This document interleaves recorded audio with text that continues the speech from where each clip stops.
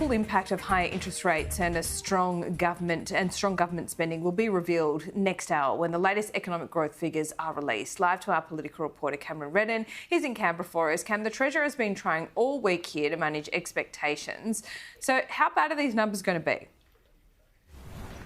Pretty slow and sluggish is the expectation, Laura. There will be some growth, so we're not going backwards. That's the good news, I suppose. But the challenge here is that the market expectations are very low. Only about 0.2% growth is the expectation, roughly 1% for the course of the past year. So not much growth at all. That would be the slowest period of growth for an extended period if you take COVID out of the mix since the early 1990s. The Treasurer has been trying all week to paint this picture of an economy that is being smashed by things out of the government's control, and that it's in fact the government that is keeping the economy afloat. It shows very much in the polls too that this economic argument about who is the better manager of Australia's economy is still very much there to be won. News poll this week indicating minority government is still the likely result after the next election. That's a point tapped into this morning by the Shadow Finance Minister Jane Hume, arguing that a minority government, in her view, may be the only worse outcome potentially after the next election if that was to be the result. The last time there was a minority Labor Greens government, the economic fallout from that was profound. Australians don't want or deserve that kind of chaos and dysfunction from a hung parliament, which is why the coalition is not considering a minority government.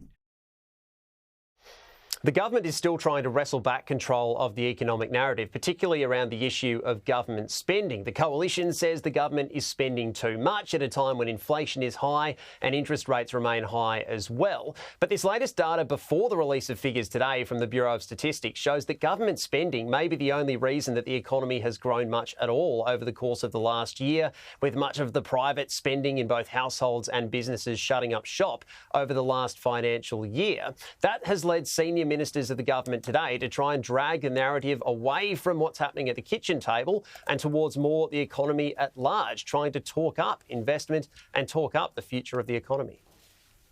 We are going to see some economic figures today that the government's concerned about. I recognise that things are really tough out there for people, and just know that the government's doing everything in our power to help households and get the economy back on track.